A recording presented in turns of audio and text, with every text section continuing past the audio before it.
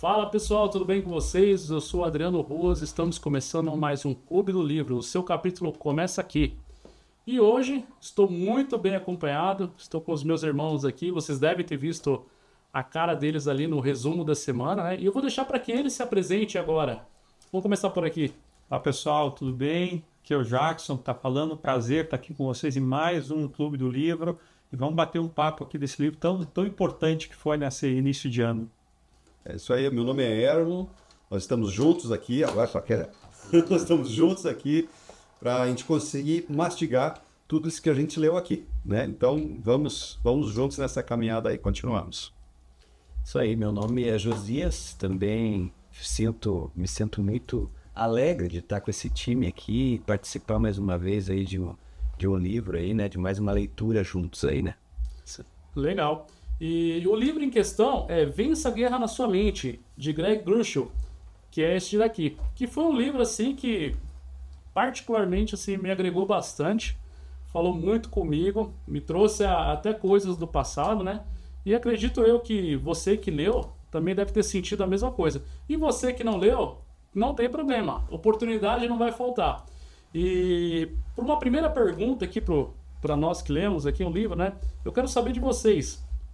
Como que foi a leitura do livro? Foi uma leitura tranquila, fácil de compreender? O que vocês têm para me contar nesse aspecto, assim? Vamos começar por aqui agora. Tá bom. Eu achei assim, não, a leitura é bem fácil, né? O texto é tranquilo, não é um texto difícil, né? De ler. Mas ele, em contrapartida, ele traz, ele é profundo no sentido de aplicar. Ele tem bastante,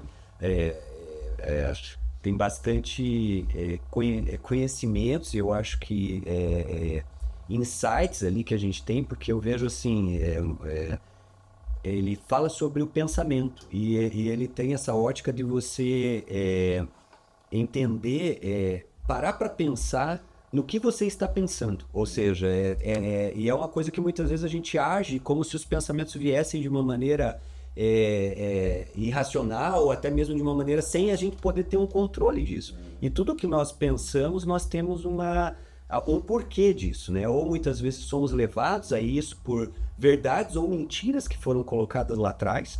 E muitas vezes a gente, sem pensar nessa intencionalidade, por que a minha ação é dessa maneira, né? Por que a minha atitude é dessa forma? Então é legal nisso, porque ele é fácil de você ler, mas ele, ao mesmo tempo, ele instiga a gente, ou desafia a gente a colocar isso em prática, né? Isso eu achei muito interessante, né? Usando uma metáfora, assim, a sensação que eu tive é que o livro faz você se olhar no espelho, né? Olha no espelho. E muitas vezes na nossa correria do dia, né, você olha, você está correndo e não presta muita atenção. O livro faz isso, né? Faz você parar. Olha aqui. Olha o que você anda pensando. Vê o caminho que está indo o teu pensamento e para onde ele está te levando. Isso é verdade? Isso realmente é o que Deus pensa de você? Isso é o que você acha que você foi feito para isso? Então a sensação que eu tive foi isso. É um grande espelho, uma sala de espelho onde você entra e você vai ter que se encarar. Eu estava comentando com os amigos aqui um pouco antes que eu vou ter que reler esse livro de uma forma mais lenta. Vou ler o capítulo, vou mastigar ele, vou tentar viver, aplicar aquilo na minha vida para depois passar para o próximo. É um livro muito profundo para ler como se fosse um livro de história. Não é um livro assim, né? É um livro de transformação. A percepção que eu tive foi exatamente essa. E algo que me chamou a atenção, a gente tem lido aí todo ano uma quantidade de livros estudados junto, mas esse livro aqui em especial, além de tudo que os irmãos falaram aqui, eu vou dizer assim, quando eu cheguei no final do primeiro capítulo, eu bati de frente com uma parede.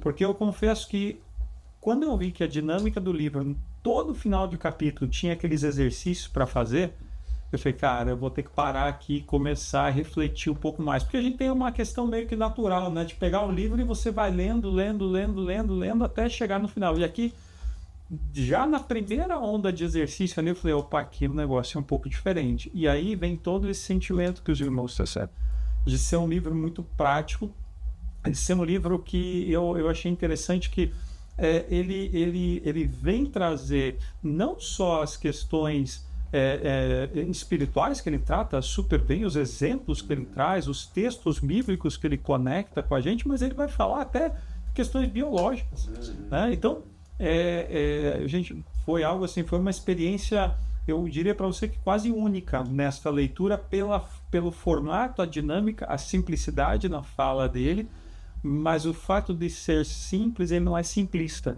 Ele te coloca numa situação onde você precisa, opa, tá na hora de eu parar. E eu confesso assim, eu estava um pouco cético no começo da leitura. Eu falei, tá, ele primeiro fez eu parar para pensar, agora ele não vai me dar uma solução, ele vai me deixar com essa barata voa e eu tenho que tentar achar qual é a solução.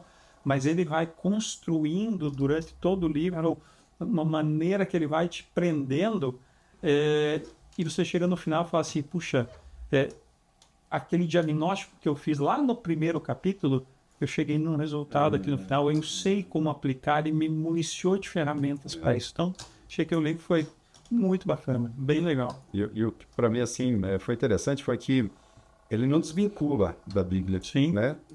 Aliás, ele mostra o quanto a Bíblia estava certa, né? Quando fala, tome cuidado com a maneira que vocês pensam, né? A renovação da mente. E ele fala isso biologicamente, né? Como isso acontece, né? Quando Paulo fala sobre a gente manter, transformar a nossa mente, não realmente renovada, é isso que o livro fala, né? Que a gente não deve deixar o barco correr solto. Dessa forma que eu sou, que eu penso, é assim que eu sou, né? Ele fala, não, peraí, a Bíblia já falava sobre isso. E aqui ele pega um verso que Paulo colocou e amplia ele de uma forma que, meu Deus, é muito interessante. Ele traz muitas referências de Paulo, né? Ainda nesse contexto de leitura, assim, o que eu achei legal, o que falou muito comigo, né? Porque às vezes o livro ele te traz tantos termos técnicos, tanta coisa, assim, que às vezes fica difícil de assimilar. Fora do nosso mundo. E já ele não. Ele, antes de começar um tema, ele vem com um exemplo. Aí tem o exemplo lá da igreja, lá, que é a brincadeira com os pastores. Tem lá do Buick, que ele só podia ouvir o som do carro lá com o farol aceso, por causa da forma que ele fez a parte elétrica lá, né? E uma que mexeu bastante comigo foi quando a avó dele chamou ele para aconselhar, falando sobre parte de finanças. Não, guarda dinheiro e tal, tal. E ele ficou com aquilo tão enraizado dentro da cabeça dele que a segurança dele estava onde? Estava no dinheiro. E isso bloqueava ele para muitas coisas lá na frente. E ele trouxe tantos exemplos assim, né? E eu falei assim, cara, parece que eu tô lendo a meu respeito, né?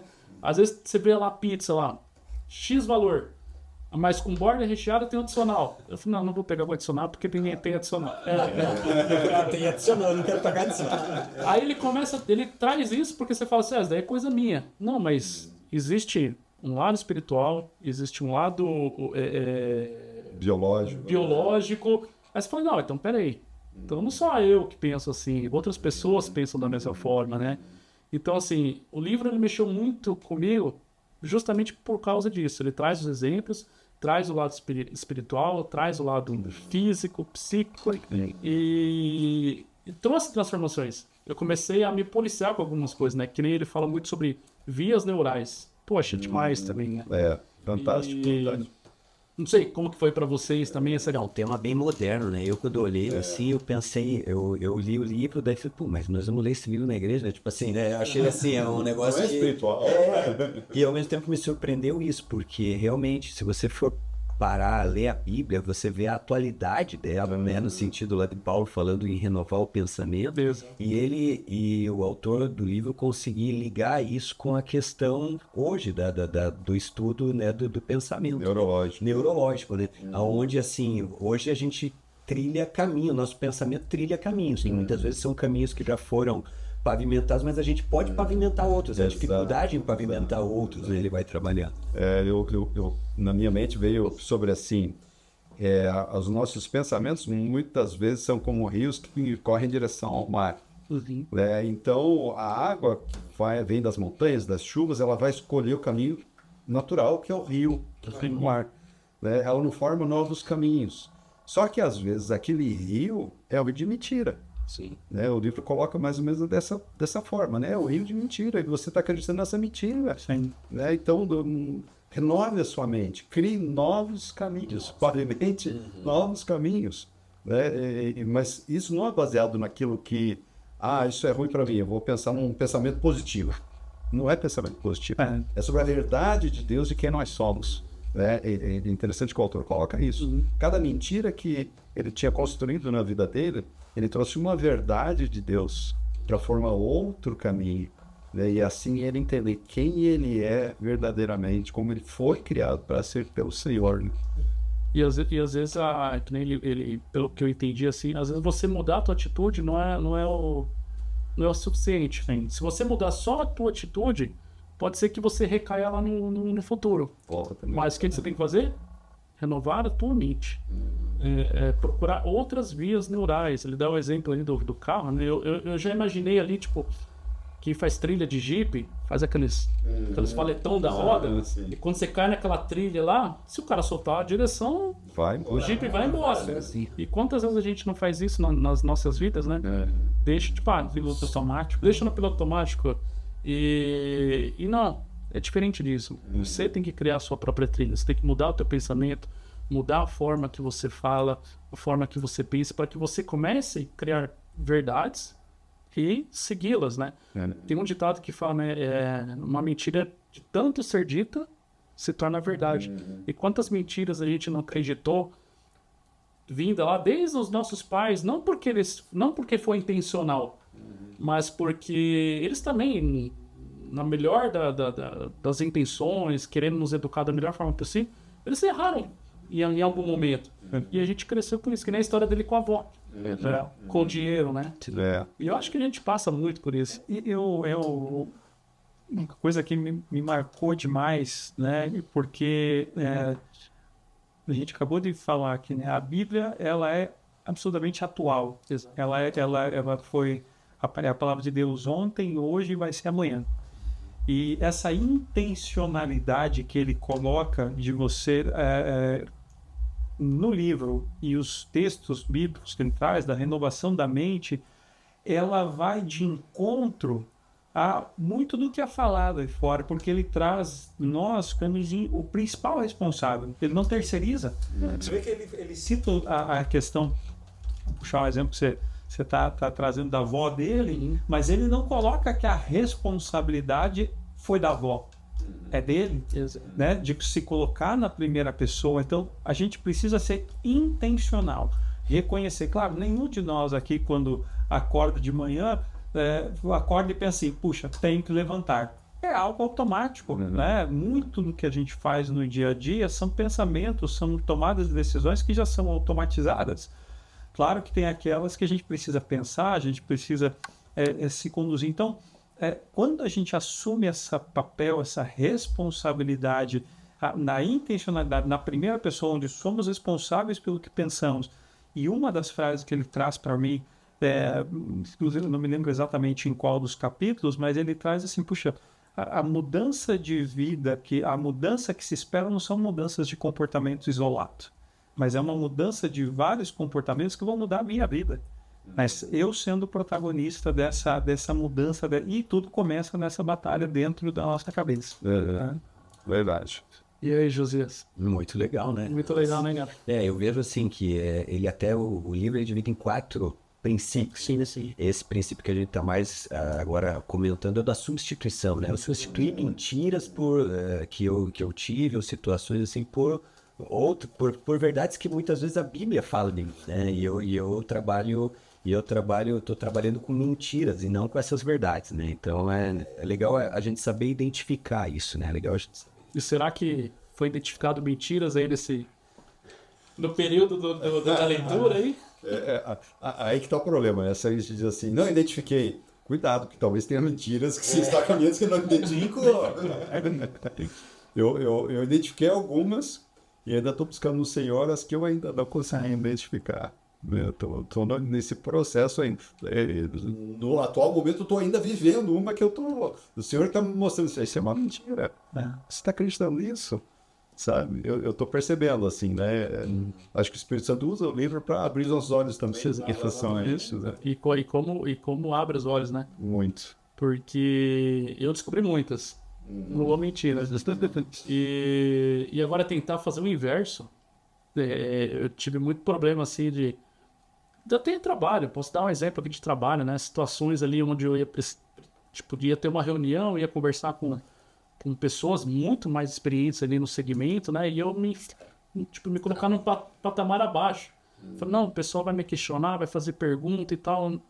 Eu vou falar besteira, o pessoal vai ver que eu não sei, não domino o assunto e tudo, e criava um monstro. Aí eu chegava inseguro na reunião, e conforme a reunião ia acontecendo, o pessoal questionava, perguntava e tal, e eu respondia.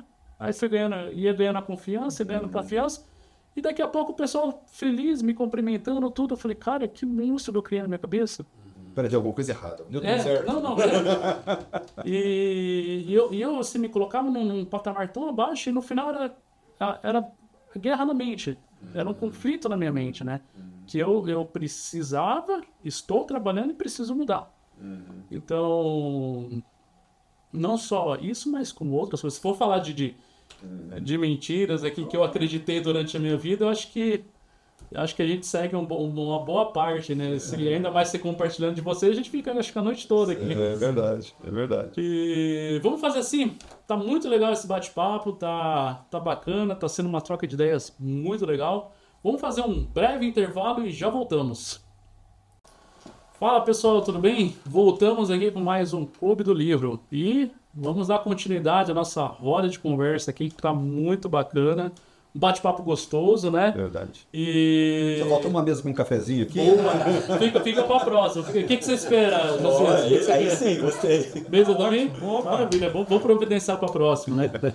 E, Josias, o que mais te chamou a atenção ali no livro? Ali, o que mais te traz a memória agora? Vamos fazer assim, o que mais te traz a memória agora? Eu gostei, a gente falou no primeiro bloco aí da substituição, né? A gente substituiu mentiras por verdades que Deus pensa da gente. Mas uma coisa que também me chamou muito a atenção no livro foi o princípio do reenquadramento que ele coloca. E aí me marcou pelo seguinte, porque ele até cita um exemplo, né? Que quem nunca quis ficar em um momento da sua vida, né? Quem nunca sonhou em congelar um momento da sua existência e ficar naquele momento para sempre. E ele fala que muitas vezes nós fazemos isso com momentos negativos que acontecem com a gente. E a gente congela aquilo de uma maneira que nos paralisa. E é interessante que ele vai trabalhar que situações que aconteceram com a gente lá no passado, elas aconteceram. Mas nós podemos ressignificá-las. E ressignificá-las à luz do que Deus, né, tem para nós. E é interessante, ele vai trabalhar daí nesse princípio aí um capítulo, por exemplo, que é o que Deus não fez. Então é muito fácil a gente lembrar de coisas que a gente orou, que a gente pediu, que a gente fez campanha, pediu para todo mundo e Deus fez. Nossa, é bênção, é testemunho, mas e o que Deus não fez? Né? E muitas vezes a gente não se depara a enxergar situações que Deus não permitiu acontecer e acabaram se tornando em bênção na nossa vida. Eu lembro que ele fala do exemplo dele, que ele era de uma família de jogadores de beisebol, e ele na escola, no ensino médio, treinando beisebol, orando para que Deus o abençoasse num torneio que ele ia ter, e na véspera ele acaba quebrando um dos dedos da mão e não consegue participar. E aquela frustração vem de uma forma paralisante, e ele depois acabam se mudando, indo para outro colégio, onde ele ali começa a praticar tênis, né? E sem muita expectativa, sem nada, mas ele depois do tempo passar, ele consegue perceber que aquilo levou ele a conseguir uma bolsa para a universidade, aquilo levou ele a conseguir a conhecer a esposa dele, né? E a conhecer a Jesus na universidade. Então, assim, são situações que Deus não permitiu ele não permitiu ele ter participar daquele jogo de beisebol, e se ele ficasse fechado naquela ideia, naquele pensamento negativo, naquela situação, ele não veria essa bondade de Deus através de uma outra forma. Então, isso foi uma coisa muito marcante, e nós somos assim. Muitas vezes nós ficamos olhando apenas uma situação ruim, sem olhar o que Deus não permitiu acontecer, né? Foi a situação de Paulo, né? Paulo, quando foi preso, ele poderia encarar como, e agora? Agora eu vim aqui para pregar a palavra do Senhor, para levar a salvação, e agora eu estou preso. Não consigo mais. Liberdade. Agora pronto, acabou, né? Não vou fazer mais nada aqui. Mas teve exatamente essa bondade do Senhor sobre reverter a situação. Peraí, Deus me enviou para cá. Então não vai ser o homem que vai bloquear o que Deus quer fazer. Agora, como Deus quer fazer, é que muda. Né? Ressignificou. Exatamente. Ele ressignificou. Né? Paulo fez exatamente isso. Não, mas eu estou preso, e foi lá na prisão que ele escreveu várias cartas, e ainda tinha 2 seguranças para proteger o leitor. Uma plateia exclusiva. Exatamente. Não podia dizer não para ele. De tempo em tempo trocava o turno, então as pessoas iam até ele. Mais um para eu pregar. Essa parte é legal. Então eu penso muito nisso na minha vida, né? Às vezes, como você falou, né? Às vezes a gente ora para algo acontecer e tal, e aquilo não acontece. E eu preciso tomar essa atenção, né? Tá, não aconteceu da maneira que eu gostaria que acontecesse. Mas o Senhor é soberano sobre todas as coisas. Então, o que Ele quer nesse momento para a minha vida? O que Ele espera que eu faça agora diante dessa situação que me bloqueou? O que Ele espera de mim? Tem algo atrás disso, né, Dani? Não é um acontecimento sem querer nenhum, né? Mas tem algo por trás do Senhor dessas situações, né? E quando a gente para olhar por esse enfoque, desse reenquadramento da bondade de Deus, às vezes que a gente não percebe, né? Quando você olha para a Bíblia, a gente falou de Paulo, mas eu tô aqui ouvindo e pensando como a história, as grandes histórias da Bíblia, grandes personagens, não é uma linha reta de perfeição. Você vai pegar o próprio José, né? Ele vai ficar preso, aparece o copeiro e o padeiro, né? E fica 2 anos depois que salva o copeiro, ainda fica 2 anos lá, né? E será que ele não orava direito? Eu tenho certeza que sim, mas Deus tinha um propósito ali para ele, foi usar o copeiro para que ele saísse de lá depois. O próprio Davi, que é o homem segundo o coração de Deus, que errou, mas os erros que ele cometeu fez ele depois escrever. Quantos salmos que a gente lê hoje e a gente se coloca na presença. Então, a vida desses homens, desses personagens, e aí eu estou trazendo isso para o nosso dia a dia hoje, a gente não consegue que ela seja linear, né? Eu estou aqui andando, caminhando, orando, e tenho que estar vigiando, porque a qualquer momento eu posso ter uma dificuldade, eu posso ter um problema. Então, entender, e aí, mais uma vez, a gente vai voltar a pensar quem nós somos, né? O que a palavra de Deus nos diz, né? Então, tem esse propósito de Deus para a nossa vida, e às vezes nem a gente sabe exatamente ao certo. Por isso que às vezes a gente ora e as coisas não acontecem. Eu tenho exemplos de situações onde eu orei, pedi, Deus fez exatamente o contrário. E na hora eu falei assim, puxa, mas será que adiantou? Não. Depois de um tempo eu fui entender que a bondade de Deus estava no ato que ele fez, que não era aquilo que eu queria.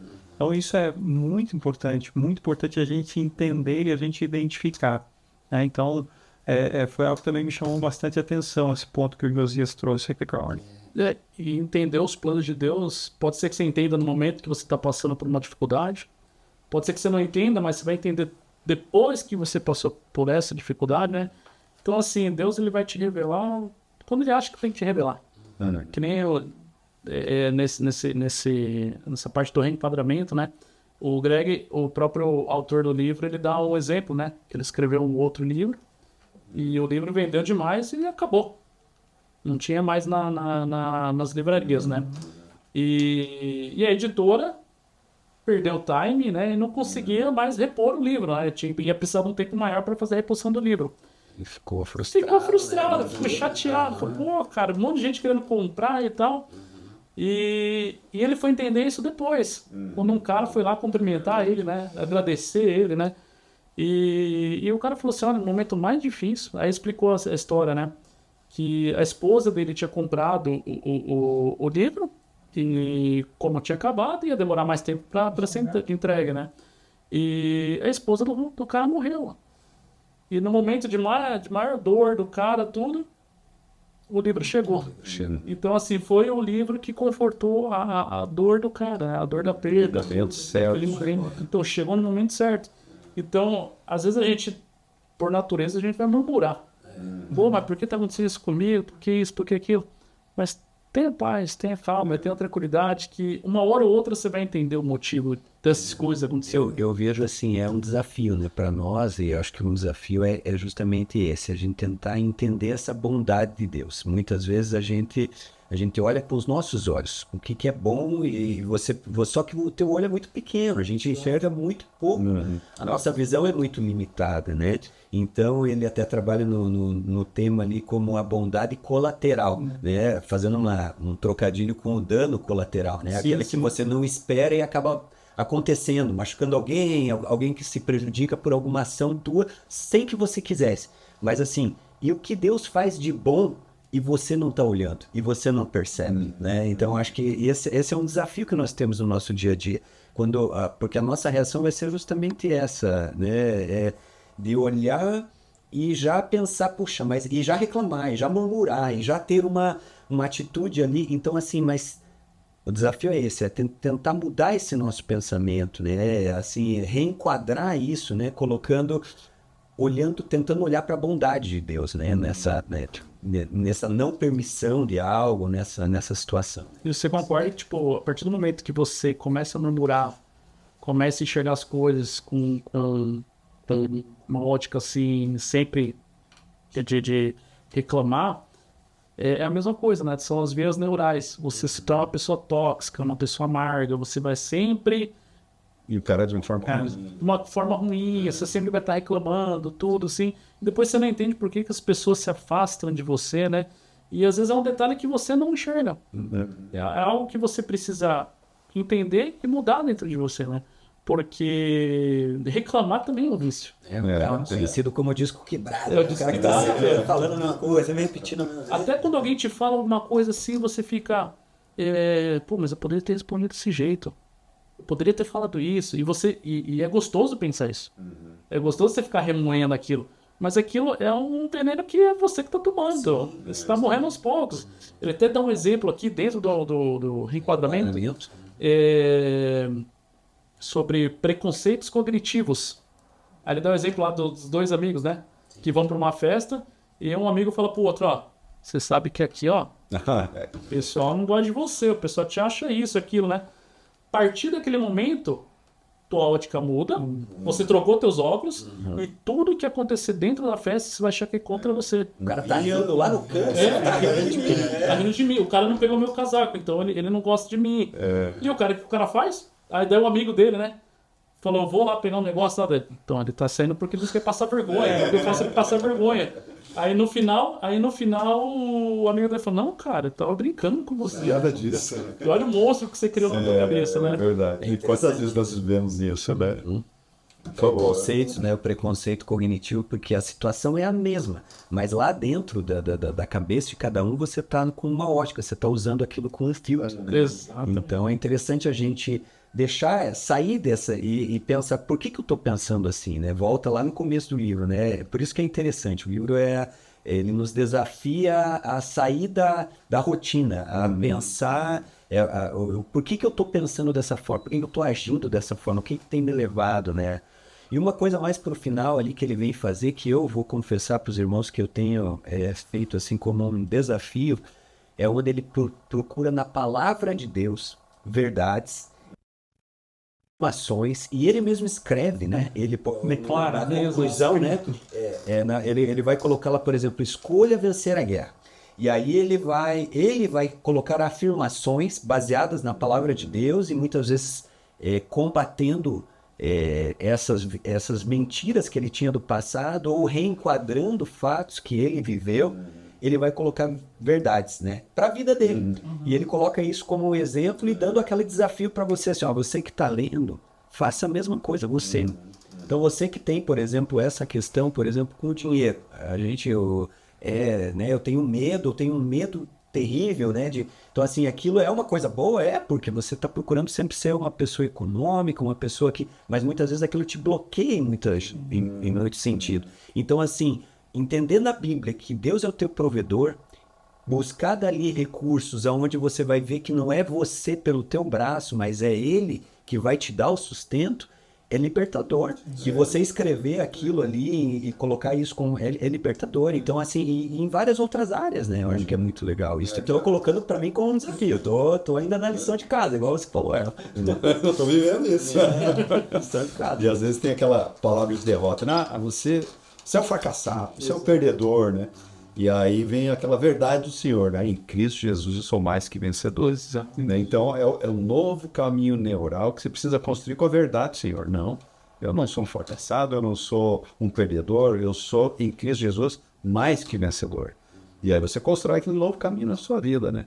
Uma coisa que eu me lembrei agora foi sobre um momento que o autor ele tinha que fazer, parece que um monte de pregações no final de semana e aquilo não vinha, não fluía, e eu não conseguia escrever, e ele tentava, não vinha. E aí ele lembrou do louvor, né? Disse, não, preciso louvar o Senhor e tal, porque Deus habita no meio do louvor, e eu estou precisando exatamente disso, da presença do Senhor. E aí ele, mas não estou com vontade de louvar. Né? E aí, sabe que isso marcou em mim? Porque quando ele fala, eu não estou me sentindo assim para louvar. E aí ele não diz, o louvor, primeiro você começa, né? O sentimento vem depois. Então ele se prostrou, começou a louvar o Senhor, começou a agradecer o Senhor, e aquilo vira uma bola de neve positiva, né? O louvor quebra a dificuldade de louvar, né? O próprio louvor quebra a dificuldade de louvar. Tem uma música que fala, né, que até o meu desejo de louvar ao Senhor vem de ti, né? E eu já me peguei várias vezes assim, sabe? Às vezes eu ia no momento de oração lá, estou vazio aqui, não tem nada para entregar hoje para o Senhor aqui. E aí eu comecei a anunciar. O Senhor traz dentro de mim o desejo de te buscar. Então, Senhor, dá-me o desejo de te buscar. Dá-me a paixão pela leitura da tua palavra. Dá-me o senso da presença do Senhor comigo. E aquilo desbloqueia. E foi o que ele fez. Ele começou a louvar o Senhor, buscar a presença do Senhor, e aquilo virou uma bola de neve positiva. E aí fluiu, né? Ele conseguiu escrever todas as pregações para aquele final de semana e foi algo marcante na vida dele. E isso tem acontecido na minha, sabe? Eu sei os irmãos aqui, mas momento de devocional nunca é um momento poético, né? Aquele momento que agora eu vou embaixo das árvores, pegar a Bíblia, tomar uma xícara de chá, Toca o celular. árvore tocando, temperatura agradável, aquela brisa, a presença do Senhor. Para mim não é assim. Telefone que toca, gente que bate na porta. Exatamente. E eu preciso buscar o desejo de louvar o Senhor. Esse momento eu marquei contigo. E o meu coração não está sendo pesado contigo. Mas a tua presença eu preciso. Vem habitar em mim. Vem me dar alegria de estar na tua presença. Vem me dar amor, paixão por ler a tua palavra. De repente, acontece. Se entregar nas mãos dele, porque às vezes a gente tem na nossa ideia a forma, né? A gente pensa que tem que ser de tal jeito, né? Igual você falou, tal. Mas ele vai te mostrar o outro jeito e que realmente vai te tocar, né? Então isso é interessante mesmo. É entregar e a gente saber que é ele que vai fazer. Através do pensamento. Para mim foi reconfortante. Eu pensei, uau, não sou só. Tá. Se fosse só a gente, beleza, vamos nos preocupar, vamos correr atrás, né? E já partindo aqui já pro final, eu quero que vocês deixem uma última palavra, uma reflexão, um resumão geral, assim, bem rapidinho, assim, do que o livro fez vocês enxergarem, o que ele transformou na vida de vocês. Vamos começar. Eu tenho uma frase que para mim foi o resumo do que a gente leu. Ele em determinado momento diz que nós hoje somos fruto de escolhas e situações do passado. Então, se hoje nós somos fruto do que fizemos no passado, mas nós também somos sementes do que seremos amanhã. Exato. Então, essa mudança de mentalidade, eu não tenho como mudar a minha mentalidade do passado, que eu fiz lá atrás, ok, mas eu posso hoje estar escolhendo e plantando um Jackson que vai ser melhor. Então, essa é a mensagem que fica para mim, eu gostaria de deixar para o irmão. Fernão. Eu acho assim que eu fiz esse resumo do capítulo 12 e a conclusão. E me chamou a atenção que a conclusão quem escreveu foi a esposa dele. E ela confirmou aquilo que ele tinha vivido, que tudo aquilo que ele retratou, ela falou, ele viveu isso. Ele passou por isso. E ele venceu dessa forma. Com as verdades do Senhor em cima de cada mentira que Satanás tinha colocado na mente dele. E a última frase que marcou para mim é: não podemos controlar o que acontece conosco, mas podemos controlar como analisamos cada situação. É esse que eu quero guardar no meu coração, sabe? Senhor, nem tudo está dentro da minha mão. Muitas coisas, a maioria não está no controle. Mas eu posso transformar isso e reenquadrar o significado de tudo isso na minha vida. E vou continuar trabalhando o resto da minha vida nisso. Legal. E eu também, eu vejo assim que é um livro que eu vou ter muitas ainda visitas a ele. Quero reler novamente, quero ter um tempo também de voltar aqui. Mas uma coisa que me marca e que para mim, assim, já de imediato serviu é que muitas vezes eu fico preocupado, com a presença de problemas. Eu fico no problema. E eu esqueço da presença de Deus que está comigo em todas as situações. E nessa situação eu vejo assim que a gente muitas vezes tem a palavra, que é a verdade, e a gente não dá o valor que ela é realmente, que ela tem realmente, que ela pode ter na nossa vida. Então a gente às vezes despreza, né? Não dá aquela importância de saber que isso pode transformar o teu pensamento, mudar realmente. Então, para mim, essa foi a lição maior aí de tudo, aí, sabe? Não. E, bom, para mim também não é muito diferente. Pelo que aprendi, né? Pelo que vivenciei no livro, eu quero, sim, ser um Adriano melhor. Eu quero trocar mentiras por verdades. Eu quero repetir palavras até que ao ponto que eu acredite nelas, né? E não só para mim, porque aquilo que a gente ouviu também influenciou nas nossas vidas, né? Então, através da minha vida, através daquilo que eu proferi, que para minha família, para todos assim ao meu redor, eu quero que faça a diferença também. Tá? Então, o livro ele agregou muito na minha vida, né? E para você que nos acompanhou, para você que não teve a oportunidade, digo a vocês, quem leu, aprendeu. Quem leu, eu acho que teve experiências maravilhosas, e aqueles que não conseguiram ler por algum motivo, Vença a Guerra na Sua Mente, de Greg Grushel. Não perca a oportunidade. Você encontra fácil ali no Mercado Livre, Amazon, várias plataformas assim você consegue. Não é um livro caro, é um livro de fácil leitura. Então, assim, eu incentivo a você que não leu, leia. E o Clube do Livro não acabou. Em breve nós vamos ter um outro livro aí, né? E é um outro livro no mesmo peso que esse, que vai agregar bastante nas nossas vidas, né? Que em breve vamos estar apresentando o livro, né? E colocando aí a data de início do próximo livro. Beleza? Gente, muito obrigado por estarem aqui conosco. Obrigado a todos vocês aí que estiveram aí nessa empreitada ali. Infelizmente faltou um, né? Faltamos um. O não pôde vir por motivos de trabalho, mas na próxima eu tenho fé que ele vai estar aqui com a gente, né? E, gente, até a próxima. Muito obrigado. Fiquem com Deus e vamos pro próximo. Valeu, é isso aí. Até mais. Tchau.